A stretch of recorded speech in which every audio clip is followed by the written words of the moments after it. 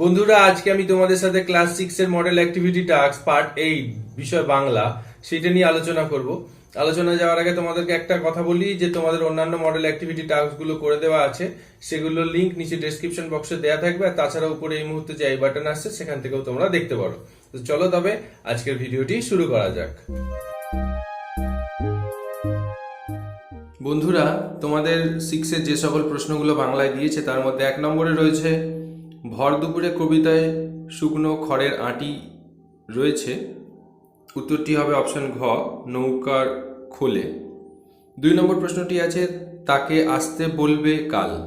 আসতে বলা হয়েছে অভিমন্যু সেনাপতিকে, অপশন খ। 3 নম্বর প্রশ্নটি আছে আকাশে নয়ন তুলে দাঁড়িয়ে রয়েছে, অপশন ঘ, পাইন গাছ হবে সঠিক উত্তর। 4 নম্বর প্রশ্নটি রয়েছে যেতে পারি কিন্তু কেন যাব। গ্রন্থটির রচয়িতা হলেন অপশন গ, শক্তি চট্টোপাধ্যায়।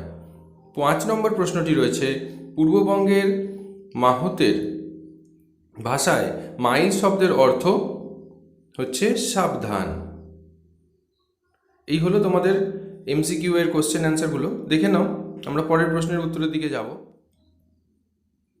বন্ধুরা, তোমাদের 2 নম্বর প্রশ্নটি আছে খুব সংক্ষেপে নিচের প্রশ্নগুলির উত্তর দাও।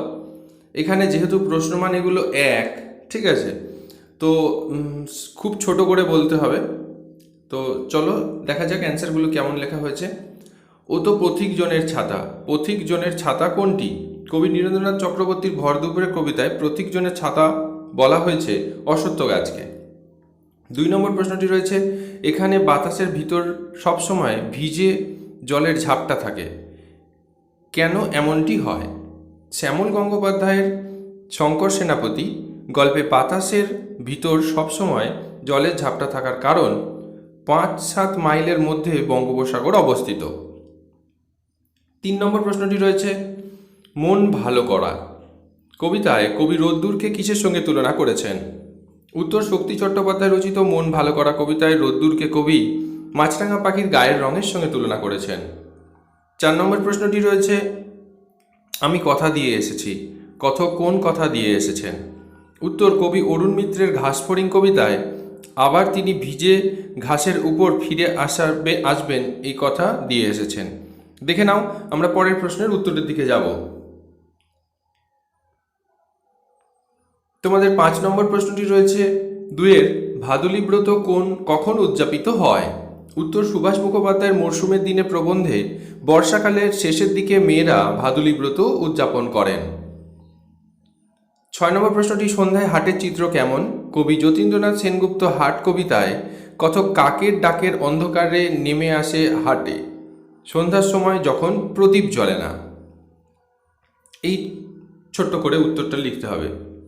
পরের কোশ্চেন হচ্ছে 7 নম্বর কোন তিথিতে রাঢ়বঙ্গের কৃষিজীবী সমাজের প্রাচীন উৎসব গোবন্দনা, অলক্ষ্মী বিদায়, কাড়া খোঁটা, গরু খোঁটা প্রভৃতি পালিত হয়? উত্তর কার্তিক মাসের অমাবস্যা তিথিতে রাঢ়বঙ্গের কৃষিজীবী সমাজের প্রাচীন উৎসব এই গোবন্দনা, অলক্ষ্মী বিদায়, কাড়া খোঁটা, গরু খোঁটা এগুলো পালিত হয়। 8 নম্বর প্রশ্নটি রয়েছে কেমন যেন চেনা লাগে ব্যস্ত মধুর চলা কবি কার চলার কথা বলেছেন? উত্তর অমিয় চক্রবর্তী রচিত পিঁপড়ে কবিতায় কবির পিঁপড়েদের ব্যস্ত অথচ দ্রুত চলার কথা বলেছেন, মধুর চলার। দেখে নাও, আমরা পরের প্রশ্নের উত্তরের দিকে যাব।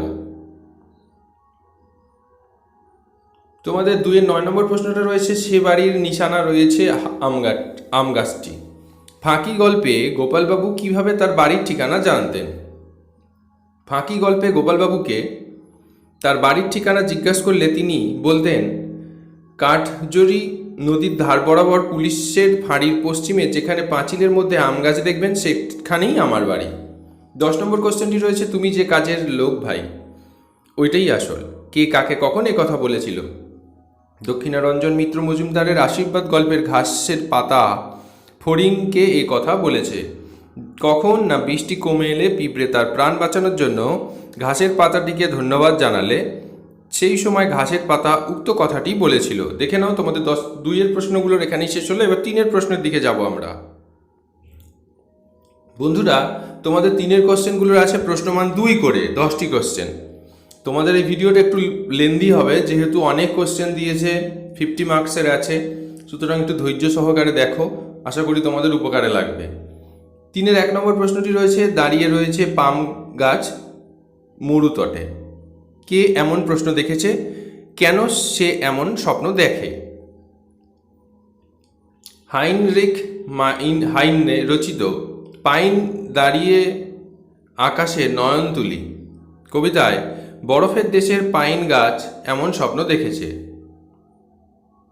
পাইন গাছ যেখানে থাকে তা শীতের দেশ, বরফের অতিরিক্ত ঠান্ডা পাইন গাছে কষ্ট যন্ত্রণার কারণ, তার কাছে গরমের দেশ বা স্থান স্বপ্ন দেখার বিষয়, অর্থাৎ ঠান্ডা থাকে তার কাছে আর গরমের জায়গা প্রত্যাশিত, সেই জন্য বরফের দেশের পাইন গাছ মরুভূমির দেশের পাম গাছের স্বপ্ন দেখে। 2 নম্বর প্রশ্নটি আছে 3-এর, তাই তারা স্বভাবতই নীরব, কাদের কথা বলা হয়েছে, তারা নীরব কেন? সুবিনয় রায়চৌধুরী রচিত পশু পাখির ভাষা রচনায় বন্য প্রাণীদের সম্বন্ধে এই কথা বলা হয়েছে। আর তারা নীরব কেন? না, জঙ্গলের পশু পাখিকে সর্বদাই প্রাণ বাঁচিয়ে চলতে হয়, আক্রমণ বা আত্মরক্ষার জন্য তাদের তৈরি থাকতে হয়, তাই জঙ্গলের মাঝে তারা স্বভাবতই নীরব থাকে। দেখে নাও, আমরা 3-এর 3 নম্বর প্রশ্নের উত্তরের দিকে এবার যাব। 3-এর 3 নম্বর প্রশ্নটি রয়েছে, এরা বাসা তৈরি করার জন্য উপযুক্ত স্থান খুঁজতে বের হয়। উপযুক্ত স্থান খুঁজে নেওয়ার কৌশলটি কুমোরের পোকার বাসাবাড়ি রচনা অনুসরণের লেখো। গোপালচন্দ্র ভট্টাচার্য রচিত কুমোরে পোকার বাসাবাড়ি প্রবন্ধে এই ডিম পাড়ার সময় হলেই কুমোরে পোকা বাসা তৈরি করার জন্য উপযুক্ত স্থান খুঁজতে বের হয়। 2-4 দিন ঘুরে ফিরে মনের মতো কোনো স্থান দেখতে পেলেই তার আশেপাশের বারবার ঘুরে বিশেষভাবে পরীক্ষা করে দেখে, অবশেষে কাদামাটির সন্ধানে বের হয়। 4 নম্বর প্রশ্নটি রয়েছে, ধান কাটার পর একেবারে আলাদা দৃশ্য, মরশুমের দিনে গদ্যাংশ অনুসরণে সেই দৃশ্যের বর্ণনা করো। সুভাষ মুখোপাধ্যায় রচিত মরশুমের দিনের প্রবন্ধে ধান কাটার পর মাটি রুক্ষ হয়ে বেরিয়ে পড়ে তার কঙ্কালসার চেহারা, আলগুলো জেগে থাকে বুকের হাড় পাঁজরের মতো, গরুর গাড়ির চাকায় ও মানুষের পায়ে মাটির ডেলা উড়িয়ে ধুলো হয়, সেই ধুলো উড়িয়ে মাঝে মাঝে চারিদিকে কিছুই দেখা যায় না। এই হলো তোমাদের 4 নম্বর প্রশ্নটি। এবার আমরা 3-এর 5 নম্বর প্রশ্নের উত্তরের দিকে যাব। 3-এর 5 নম্বর প্রশ্নটি রয়েছে, দিন ও রাতের পটভূমিতে হাটের চিত্র হাট কবিতায় কিভাবে বিবৃত হয়েছে তা আলোচনা করো। এগুলো কিন্তু তোমাদের সব প্রশ্নমান 2-এর, তো একটুখানি বড় হবে, 3-4টে বাক্য দিতে হবে। হাট কবিতার মধ্যে দিয়ে কবি যতীন্দ্রনাথ সেনগুপ্ত দিন ও রাতের হাটের এক ভিন্ন চিত্র ফুটিয়ে তুলেছেন। দিনে হাট থাকে কোলাহলপূর্ণ, সেই সময় মানুষ কেনাবেচা করতেই ব্যস্ত থাকে, অপরদিকে রাত্রের পটভূমিতে আঁকা হাট নিস্তব্ধ বিষণ্ণ মনে নির্জনতার মাঝে রাত্রের অন্ধকারে ডুবে থাকে। 6 নম্বর প্রশ্নটি রয়েছে, মাটির ঘরে দেওয়াল চিত্র রচনায় সাঁওতালিদের দেওয়ালে চিত্রের বিশিষ্টতা কিভাবে ফুটে উঠেছে? উত্তরটি লিখবে, তপন কর রচিত মাটির ঘরে দেওয়াল চিত্র রচনায় সাঁওতালি দেওয়াল চিত্রে দেখা যায় চওড়া রঙিন ফিতের মতো সমান্তরাল রেখা, চতুষ্কোণ, ত্রিভুজের সমাবেশ। তারা এই জ্যামিতিক আকারগুলি আঁকে ও তার উপর সাদা, আকাশি, গেরুয়া বা হলদে রং দিয়ে সেগুলিকে সাজিয়ে তোলে। জ্যামিতিক আকার ও রঙের সংমিশ্রণ এই হলো সাঁওতালদের দেওয়াল চিত্রের বিশিষ্টতা। দেখে নাও তোমরা 6 নম্বরের প্রশ্নের উত্তরটি। এবার আমরা 3-এর 7 নম্বর প্রশ্নের উত্তরের দিকে যাব। 3-এর 7 নম্বর প্রশ্নটি রয়েছে, পিঁপড়ে কবিতায় পতঙ্গটির প্রতি কবির গভীর ভালোবাসার প্রকাশ ঘটেছে, আলোচনা করো। কবি অমিয় চক্রবর্তী পিঁপড়ে কবিতায় পতঙ্গটির প্রতি কবির গভীর ভালোবাসার প্রকাশ পেয়েছে। কবির মতে সে যত ছোট প্রাণী হোক না কেন, এই পৃথিবীতে বেঁচে থাকার তার সমান অধিকার রয়েছে। এই ক্ষণস্থায়ী জীবনে সকলে মিলেমিশে আনন্দে থাকার মধ্যে কবি জীবনের পরম সার্থকতা উপলব্ধি করতে পেরেছেন। 8 নম্বর প্রশ্নটি রয়েছে, ফাঁকি গল্পের অন্যতম প্রধান চরিত্র একটি নিরীহ নিরাপরাধ আম গাছ, উদ্ধৃতিটি কতদূর সার্থকযোগ্য? উত্তরটা তোমরা এরকমভাবে লিখবে, রাজকিশোর পট্টনায়ক রচিত ফাঁকি গল্পের প্রধান চরিত্র হলো আম গাছটি। গোপালের বাবা বাড়ির কারোর কথা না শুনে পাঁচিলের ধারে আম গাছটি লাগিয়েছিলেন। পরবর্তীকালে সেই গাছটি সবার বড় প্রয়োজনীয় হয়ে ওঠে। বিরাট আকারের এই গাছটি গোপালদের বাড়ির নিশানায় পরিণত হয়। সবার অলক্ষ্যে উইপোকা গাছটিকে একেবারে খেয়ে নিয়েছিল। একটি ঝড়ের আঘাতে গাছটি মাটিতে লুটিয়ে পড়ে, তাই গাছটিকে নিরীহ ও নিরপরাধ বলা সমর্থনযোগ্য। তোমাদের 3-এর 8 নম্বর প্রশ্নটা হয়ে গেল। এবার 3-এর 9 নম্বর আর 10 নম্বর প্রশ্নটা দেখবো আমরা। বন্ধুরা, একটা কথা বলি যে যেহেতু এগুলো তোমাদের একটু লেন্দি কোশ্চেন, আমি হয়তো দ্রুত বলছি, তার জন্য তোমরা হয়তো ভিডিওটা পজ করে করে লিখবে, ঠিক আছে? চলো তবে 3-এর 9 নম্বর প্রশ্ন আর 10-এরটা দেখে নেওয়া যাক। 3-এর 9 নম্বর প্রশ্নটি রয়েছে, পৃথিবীর সবারই হোক, পৃথিবী সবারই হোক এই আশীর্বাদ, আশীর্বাদ গল্পে কিভাবে ধ্বনিত হয়েছে? দক্ষিণারঞ্জন মিত্র মজুমদারের লেখা আশীর্বাদ গল্পে বক্তা হলেন গাছের পাতা। পাতার এই কথার মধ্যে দিয়ে এই পৃথিবীতে জীবজগতের প্রতিটি প্রাণীর অধিকার প্রতিষ্ঠিত হয়েছে। এই পৃথিবীর আলো, বাতাস, জল, মাটি ভোগ করার অধিকার সবার সমান। 3-এর 10 নম্বর, এটা 10 নম্বর কিন্তু 3-এর 10 নম্বর প্রশ্নটি রয়েছে, এমন অভূতপূর্ব অবস্থায় আমায় পড়তে হবে ভাবিনি। গল্পকথ কোন অবস্থায় পড়েছিলেন? উত্তরটা এমন লিখবে তোমরা, এক ভুতুড়ে কাণ্ড গল্পের কথক শিবরাম চক্রবর্তী রাঁচিতে হুডরুর দিকে সাইকেল নিয়ে যাচ্ছিলেন, কিন্তু পথে সাইকেলের টায়ার খারাপ হয়ে যাওয়ায় বাকি 5 মাইল পথ অনেকক্ষণ অপেক্ষার পর অবশেষে অন্ধকার সন্ধ্যায় ছোট্ট একটি বেবি অস্টিন গাড়ি দেখে তাড়াতাড়ি সেটাতে চেপে বসেন। গাড়িটি ধীরে ধীরে চলতে শুরু করে। লেখক গন্তব্যস্থল বলতে গিয়েই চমকে ওঠেন। ড্রাইভারের জায়গায় কেউ নেই। নিশ্চিত হন যে তিনি ভূতের পাল্লায় পড়েছেন। শীতেও তার ঘাম দেখা দেয় এবং লেখক এই অবস্থার কথাই এই গল্পে বর্ণনা করেছেন। তো 3-এর 10 নম্বর হয়ে গেল, দেখে নাও। এবার আমরা পরবর্তী প্রশ্নের উত্তরের দিকে যাব। বন্ধুরা, প্রশ্ন উত্তরের আলোচনার পরবর্তী অংশে যাওয়ার আগে তোমাদের কাছে আমার একটা রিকোয়েস্ট, তোমাদের যদি ভিডিওটি ভালো লাগে তাহলে অবশ্যই একটা লাইক করো, আর যদি চ্যানেলে নতুন হয়ে থাকো তাহলে অবশ্যই চ্যানেলটি সাবস্ক্রাইব করে পাশে থাকা বেল আইকনটা প্রেস করে দিয়ে আমাদের সাথে থেকো। চলো উত্তরের পরবর্তী অংশে। বন্ধুরা, তোমাদের 4 নম্বর প্রশ্নগুলি ব্যাকরণ থেকে রয়েছে। 4-এর 1 নম্বর রয়েছে, বিসর্গ সন্ধিতে বিসর্গ রূপান্তরিত হয়েছে র এর এমন দুটি উদাহরণ দাও।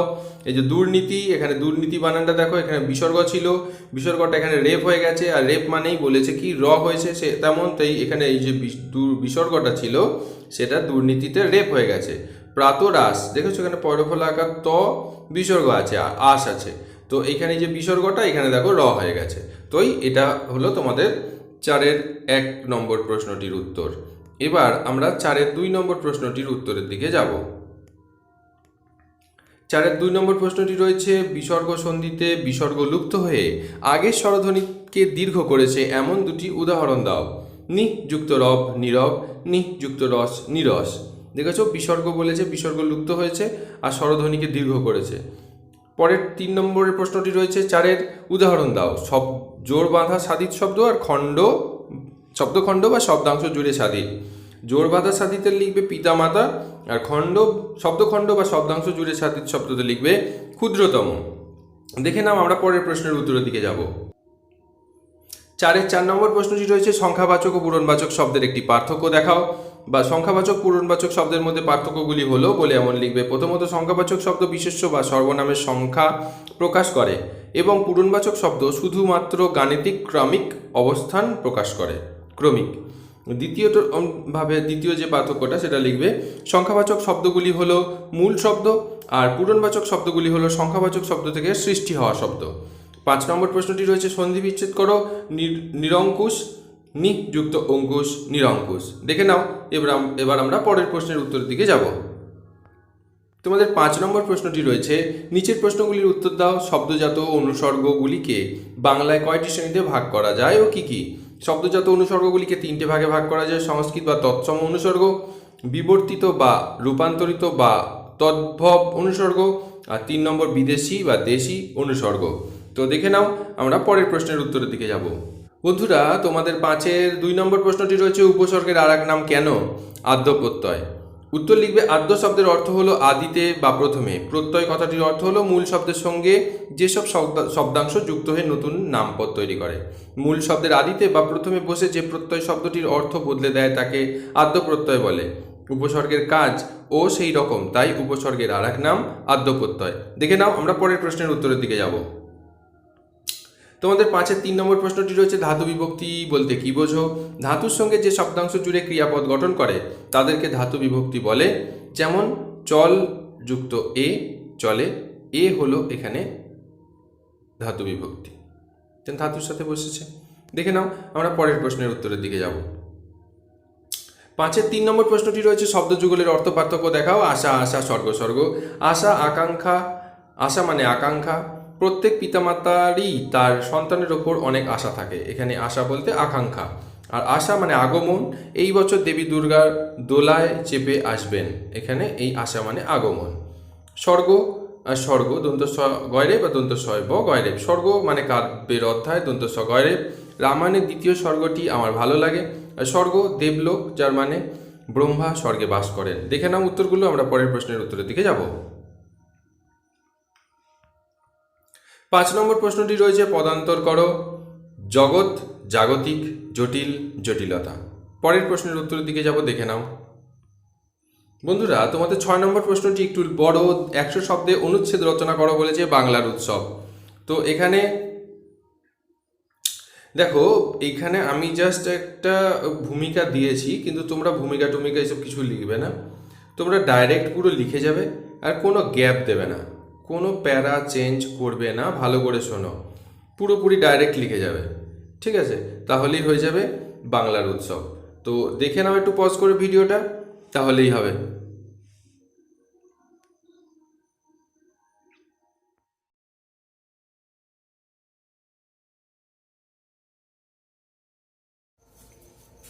বন্ধুরা, আজকের ভিডিওটি তবে এখানেই শেষ হলো। ভিডিওটি যদি তোমাদের ভালো লাগে তোমার বন্ধুদের সাথে শেয়ার করো, আর চ্যানেলে নতুন হলে অবশ্যই সাবস্ক্রাইব করতে ভুলো না কিন্তু। ভালো থেকো, সুস্থ থেকো, সাবধানে থেকো, দেখা হবে আবার পরবর্তী কোনো ভিডিওতে।